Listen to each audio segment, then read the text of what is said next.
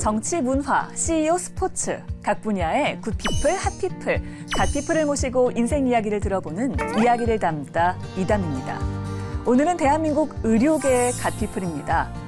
돈이 없어서 치료받지 못하는 사람이 없도록 52년 동안 쪽방촌 주민, 노숙인을 비롯한 소외계층에게 의료봉사를 하고 있는 분입니다. 연신 환자와 눈을 맞추며 말을 건네고 웃음을 나누는 의사. 요셉 의원 고영초 원장과 함께합니다.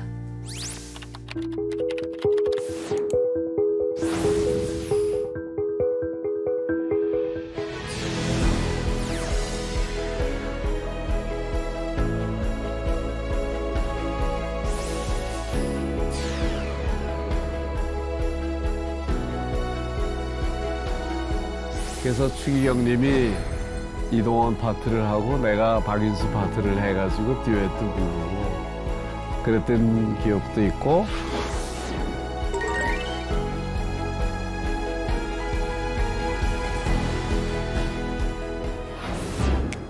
네, 안녕하세요. 안녕하세요. 네, 이렇게 모시게 돼서 정말 영광입니다. 저도 나오게 돼서 영광입니다. 저희가 차를 준비했는데요. 네. 차 한잔 하시면서 또 얘기해 네. 볼게요. 조금 뜨거우니까 조심하세요. 요셉 의원 원장님이신 거잖아요. 네. 언제부터 하셨죠, 원장님? 원장이 된 거는 2023년 3월 17일 날 네, 그날. 네, 이제 2년이 좀 넘으셨는데 네. 요셉 의원이 어떤 곳인지부터 조금 소개를 부탁드릴게요. 그러니까 요셉 의원은 사실 우리나라 의료보험 제도가 이렇게 정착이 되기 전에 네. 그 무료 진료 쪽으로 관심을 가지셨던 선우경식 원장님이라는 네. 분이 그 신림동 그 사랑의 집이라고 예. 신부님들이 외국 신부님들이 하던 그런 일종의 그 무료 자선센터 비슷한 데가 있었어요. 거기를 카톨릭의대 학생들이 그 주말마다 이렇게 진료 활동을 하는데 후배들이 선생님처럼 전문의가 되신 분이 좀 도와줬으면 좋겠다 해서 선우경 선생님이 거기 진료를 도와주다가 네. 일주일에 한 번 가서 진료하는 걸로는 성이 안 차는 거예요. 그래서 상설로 그런 사람들을 위한 병원을 만들어야 되겠다라는 네. 그런 생각을 가지고 그 당시 이제 그런 생각을 가지셨던 분들이 제법 있어서 그분들하고 의기투합해서 예를 들면 난곡에 있는 난곡의료협동조합의 김혜경 선생이라든지 네. 또는 몇몇 수도회들 수녀님들하고 완전 무료로 그렇게 전환을 해서 지금까지 이어오고 있죠. 문턱을 확 낮춰버린 그렇죠. 거네요. 그렇죠. 그러다 보니까 환자가 굉장히 많다고 들었습니다. 많죠. 요즘에도 하루에 한 100명까지 진료를 보신다고요. 코로나 이전에는 100명이 넘었던 적도 꽤 많이 있었고요. 네. 지금은 코로나 이후에 많이 줄었다가 다시 이제 회복이 되면서 작을 때는 한 60명, 70명, 많을 때는 100명이 넘는 그런. 보통 어떤 환자분들이 오시나요? 제일 이제 주된 대상들이 네. 노숙인들, 그다음에 쪽방, 네. 고시촌에 사는 사람들, 그다음에 의료보험이 체납된 사람들, 그리고 외국에서 막 와가지고 의료 혜택을 전혀 받을 수 없는 사람들, 그런 분들이 이제 주로 대상들이죠. 버스 정류장에서 한 20분 정도 걸어서 가서 진료를 하는데 박스가 무거우니까 진료기구랑 뭐 약병이 굉장히 무거웠거든요. 여기 손바닥에 지렁이가 막 지어다닌 그런 꿈틀꿈틀한 그런 게 생길 그랬던 게 굉장히 그 기억에 지금까지도 오래 남고 또 한 가지는 우리가 양평군 서정면으로 처음 학예 진료를 갔었는데 그 전기도 들어오지 않는 그런 마을에 서정국민학교에서 우리가 진료소를 차려놓고 그 환자를 이제 모집을 했는데 이미 이제 서울대병원에서 유명한 교수님들이 진료로 온다 그러니까 그 당시만 해도 서울대병원 가는 거는 문턱이 너무나 높아서 꿈도 못 꿔보던 환자들이 구름같이 몰려가지고 하루에 한 600~700명씩 줄을 쭉 서서 진료 대기하는 모습에 완전히 그 거의 쇼크를 받은 정도로 그런. 그럼 항상 이제 무료 진료소, 뭐 무료 급식소 이런 얘기를 들으면 여기는 어떻게 운영이 되는 걸까? 왜냐하면 굉장히 필요한 것들이 많잖아요. 그런데 그렇죠. 정부 지원은 전혀 안 받으신다고 들었거든요. 전혀 안 받고 있어요. 그 이유가 있나요? 일단 초대 원장님 선우경식 선생님이 시작할 때 그 선 원장님이 약이 부족하거나 그러면 본인이 어떻게 조달을 했느냐 하면 자기 고등학교 동기들 또는 가톨릭대 동기들을 통해서 후원을 조금씩 받고 또는 미국에 있는 그 당시에는 미국에 가 있는 의사들이 많았잖아요. 그럼 그 사람들은 경제적으로 좀 여유가 있으니까 미국에 가끔씩 가서 또 돈을 모아가지고 후원을 받은 거군요. 네. 그런 식으로 이제 후원을 받다 보니까 처음엔 후원자가 뭐 한 20~30명에서 시작을 했다가 점점 후원의 규모가 좀 커지고 거기다가 그 선 원장님의 이제 그 숭고한 뜻을 좀 지원해주는 그런 분들이 이제 생기면서 후원회가 생겼어요. 요셉의원 후원회가. 거기다가 이제 또 그림 그리는 화가나 이런 분들이 미술 전시회 같은 걸 해서 수익금을 또 하기도 하고 또 요셉의원의 그런 그 취지에 찬동하시는 그 출판사 이런 분들이 책을 내서 그 거기에 수익금을 또 요셉의원에 기탁하고 그래서 참 38년 동안 약값이나 뭐 그 환자들 우리가 먹이기도 하니까 쌀값이나 이런 게 걱정 없이 그런 아주 내일 당장 약값이 떨어질 지경에 왔더라도 어디선가 꼭 적절한 시기에 독지가들이 나타나서 그렇게 잘 운영이 되는 그런 어떻게 보면 기적 같은 일들을 경험하면서 얼마든지 우리가 정부 예산 없이 지원 없이도 받을 수 있겠다는 그런 자신감도 이제 갖게 됐고 또 뭐 좋은 일을 향해서 또 좋은 일을 하고 계시는 만큼 그만큼 후원이 또 많아서 다행입니다. 그렇죠. 네. 그건 기적입니다. 기적. 게다가 지금 원장님께서는 상을 많이 받으셨고 거기에 따른 상금도 여기저기서 받으셨는데 기부를 많이 하셨더라고요. 이것도 아산상 받으셨을 때도. 네. 저 상금이 한 2억 상당한 액수가 들어와서. 제가 저기에서 1억 8천을 우리 요셉의원에 기부하고. 1,000만 원은 또 제가 전진상 의원. 거기에 또 기부를 하고. 이렇게 다 기부를 또 하고 계시니까. 좋은 일을 하시면서 또 이렇게 경제적으로도 이렇게 도움이 되고 계시는구나 이런 생각이 드는데요. 요셉 의원 이제 38년 된 곳인데 여기랑 처음 어떻게 인연이 닿으신 거예요? 제가 사실은 요셉 의원 봉사하기 전에 전진상 의원이라고 75년도에 시흥 이동에서 판자촌 그러니까 시흥 판자촌에 국제형제회라고 수녀복은 입지 않았지만 수녀같이 혼자 사는 그런 분들과 그런 분들이 이제 각자 자기 간호사, 약사, 사회사업가, 교육자 뭐 이런 하나의 자기 직능을 가지면서 가난한 사람들 속에 들어와서 살기로 결심했던 그런 분들이 계세요. 그런 분들이 사실은 김수환 추기경님의 그 어떻게 보면은 오더처럼 거기 오시게 됐는데 김수환 추기경님이니까 전진상 의원의 설립자시죠. 그렇죠. 김수환 추기경 얘기도 하셨는데 그러면 개인적으로 또 이렇게 만남이 있으신 거잖아요. 김수환 추기경님께서 매년 구정 음력설 전에 그때가 이제 그 전문의들이 그러니까 전공의들이 수련을 끝내고 군대 가기 바로 직전이에요. 그럼 그때 수고해준 그 전문의 된 사람들한테 감사패를 이렇게 주면서 네. 그동안 수고했다고. 저도 이제 5년 아까 그 수고했다고 네. 좀 받았고 그런데 그 추기경님이 우리랑 같이 놀 때 저는 추기경님하고 같이 노래도 하고 그러셨어요. 우리 아이들은 세배하고 세뱃돈도 받고 네. 그렇게 따뜻하게 해주시니까 네. 얼마나 더 좋은 마음이 더 생길 그렇죠. 것 같아요. 그렇죠. 이게 추기경님 때문에 네. 정말 더 봉사를 오래 하게 된 그런 것도 있어요. 네.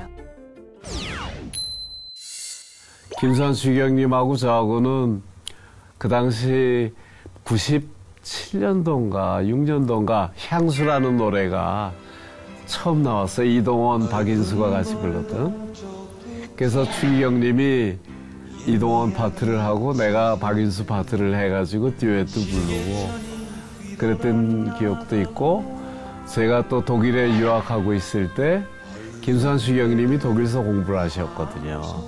추기경님하고 또 식후에 거기 신부님이랑 같이 셋이서 차를 마시면서 여러 가지 이런 저런 얘기를 하는데 추기경님이 저를 워낙 알고 계시니까 그런데다 그 함부르크 신부님이 추기경님한테 어리광 부리듯이 추기경님 우리나라도 이제 민주화가 됐는데 왜 주교는 투표를 안 뽑습니까? 이렇게 질문을 한 거예요. 그래서 추기경님이 굉장히 대답하기 힘든 난감한 질문을 하니까 조금 생각하시더니 추기경님께서 아무리 민주화가 됐다고 가정에서 아버지를 투표로 뽑는 거 봤어? 이렇게 얘기를 하시더라고요. 네. 저희가 또 이쯤에서 또 다른 얘기를 좀 꺼내보기 위해서 네. 담담담 토크를 한번 진행을 해보겠습니다. 네. 이 안에 뭐 밀담, 사담, 추억담 여러 가지가 있거든요. 네. 하나 뽑아주시면 네. 이야기를 또 꺼내볼게요.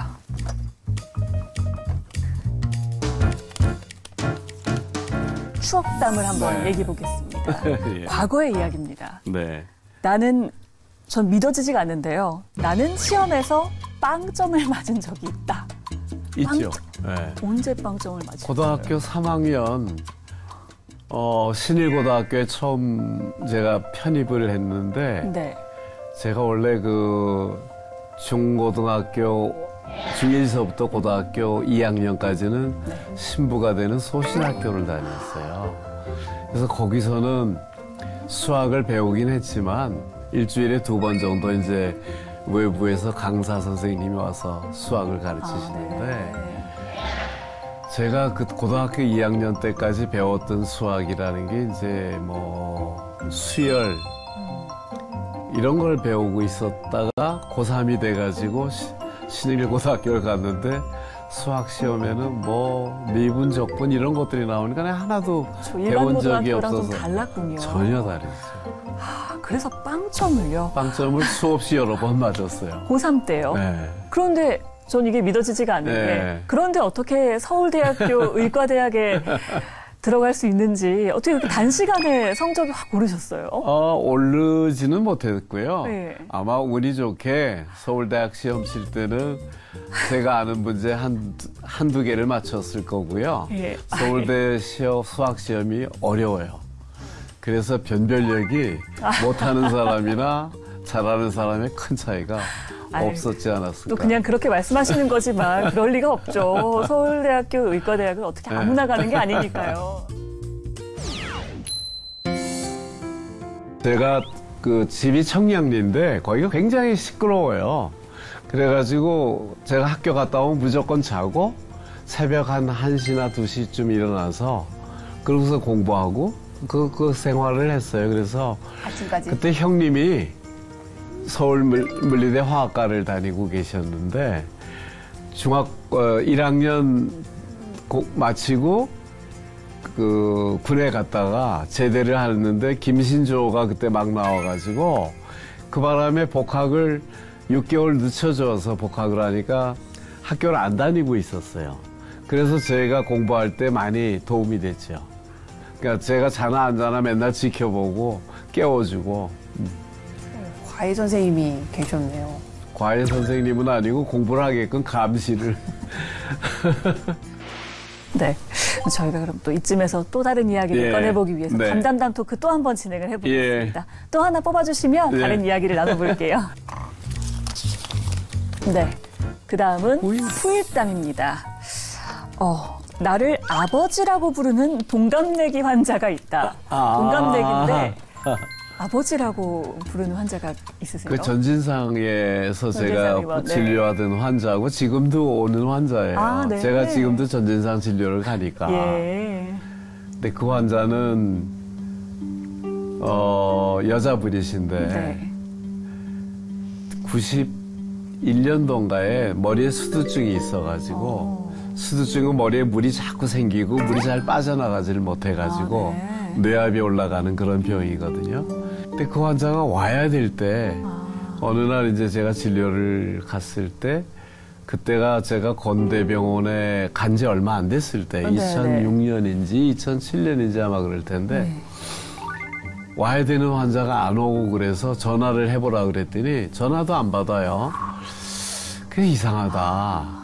그 방문 진료를 가가지고 네. 보니까 거의 의식이 혼미한 상태고 거의 대화가 안 될 정도로. 큰일 날 뻔했네요. 그래서 빨리 응급 앰뷸런스를 불러서 건대병원으로 보내고 저는 바로 진료 끝나고 가서 바로 응급수술을 해서 기계를 새 걸로 교체해주고 네, 그렇게 해서 환자가 살아났죠. 그래서 네. 다시 태어나게 예. 해주셨기 때문에 아버지라고 부르시는 거군요. 네, 이분이신 거죠? 네. 황일순님이신 거죠? 네.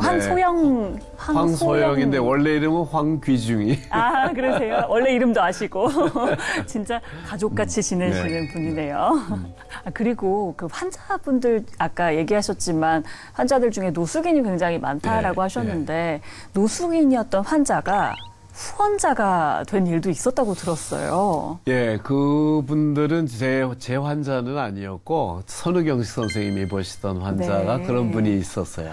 네. 어떻게 그렇게 되신 거예요? 그러니까 여기는 사실 제 지금 보고 있는 환자 중에서도 네. 정말 자기가 비록 지금 현재 가진 건 없지만 고마움의 표시를 하는 환자들이 제법 많아요. 마음은 따뜻한 너무 환자들이 감사하네요. 많습니다. 네. 그리고 뭐 예를 들면 자기가 죽게 되면 시신을 기증하고 싶다든지 그런 방법도 좀 알려달라고 부탁하는 환자들도 있고 여러 가지 참 이 정말 노숙인이 됐거나 쪽방에 살지만 마음이 정말 남을 잘 도와주려고 하는 네. 사람들도 제법 많고 시간만 많으면은 그분들하고 제가 조금 그런 얘기도 좀 나누면서 진료를 하고 싶은데 네. 진료실에서는 그런 얘기 나누기가 조금 그렇고 네. 그렇게 하다 보면 또 더 많은 사람을 진료하기가 힘들어지니까요. 그렇죠. 네, 또 어쩔 수 없이 네, 이야기를 많이 네, 못 나누시겠네요. 네, 네. 근데 따뜻한 관심을 가져주는 걸 너무 좋아해요. 제가 사실은 그럼요. 약보다도 그게 더 중요하다고 맞습니다. 생각을 해요. 마음이 치료가 되는 네, 거니까요. 네. 그 아까 얘기하셨지만 후원 100%로 지금 네. 운영되는 요셉 의원인데 네. 그 조용히 후원을 하고 있는 기업인도 있더라고요. 많죠. 삼성전자 이재용 회장인데 예. 뭐 저도 이렇게 알고 있는 것 보면 당연히 알고 계셨죠. 예, 조용히 후원을 그럼요. 하셨는데 네. 소문은 다 났습니다. 언제부터 이렇게 인연이 돼서 후원을 하신 거예요? 그 선우경식 선생님이 호암상을 받으셨어요. 네. 호암상을 받게 되면서 선우경식 선생님의 선행이 또 요셉위원회 일이 알려지면서 그 당시 이제 이재용 부회장이 아마 그럼 방문. 꽤 오래된 인연인 오래된 거네요. 얘기죠. 2003년도쯤 와, 이렇게 알게 모르게 네. 굉장히 어려운 이웃들을 또 돕고 계신 분들이 참 많으시구나 이런 많아요. 생각이 듭니다. 네. 지금 요셉 의원에 계신 선생님들이 몇 분 정도 계신 거죠? 전문 치과 의사, 한의사 포함해서 한 네. 130여 명이 됩니다. 그러면 네. 그 안에 또 한 분이 계십니다. 아드님이 예. 또 봉사를 같이 하고 계시다고 들었어요. 안과라고 네. 들었습니다. 기꺼이 내가 할게 아빠 하면서 시작을 하신 건가요? 어떻게 된 거예요? 저는 절대로 하란 말을 한 적은 없어요. 네. 그 다행히 지금 개업을 하고 있는데, 그러니까 안과 가톨릭대 나와서 네. 안과 펠로우 2년 하고 또 종합병원에서 근무를 하다가 자기 병원을 개원을 했는데 대림동에 있으니까 멀지 않으니까 네. 출퇴근길에 와서 봉사를 하고 멀지 또 않아도 시간 그다음에 내는 게 쉬운 게 아닌데. 과천서 예. 살았기 때문에 네. 갈 때는 제가 또 차를 얻어 타고 가고 좋네요. 네. 대를 이은 봉사입니다. 지금 이제 요셉 의원에서 원장으로 일을 하고 계신 지 2년이 좀 넘으셨는데 네. 아직 원장님의 임기는 한참 남았겠지만 앞으로 어떻게 하고 싶으신지 계획이 있으신가요? 이제 요셉 의원 같은 병원이 사실 필요 없는 그런 사회가 되면 좋지만 그렇죠. 네. 네. 아직까지도 우리 사회는 그런 도움을 필요로 하는 소외계층이 너무 많이 있고 맞아요. 더구나 이제 한국에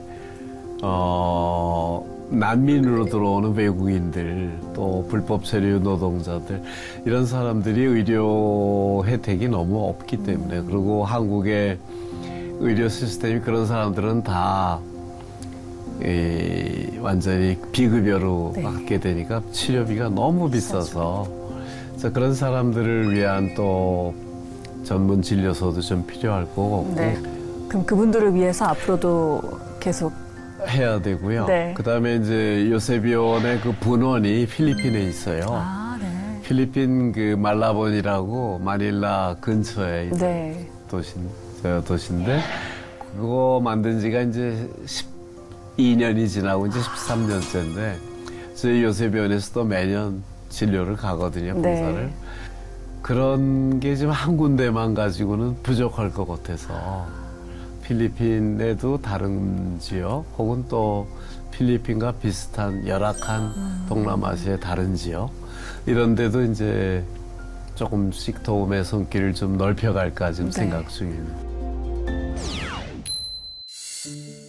옛날에 했던 그 전진상 의원의 봉사를 다시 시작하면서 지금까지 이렇게 봉사를 쭉 이어오게 됐는데 결국은 그게 내가 행복한 의사로서 지금까지 49년째 이렇게 살아오게 된 원동력이 아니었나. 그래서 틈나는 대로 후배나 제자들한테 무조건 의사는 봉사하기 가장 좋은 직업이고 봉사를 통해서 행복한 의사 생활을 할 수 있다는 것을 강조해주고 있고 그래서 제 건대 학장할 때는 그런 봉사를 주제로 하는 그 사회의학이라는 강좌도 개설을 하고 지금도 그 건대 안에는 그 의료봉사 클럽이 아주 활발히 잘 운영이 되고 있죠.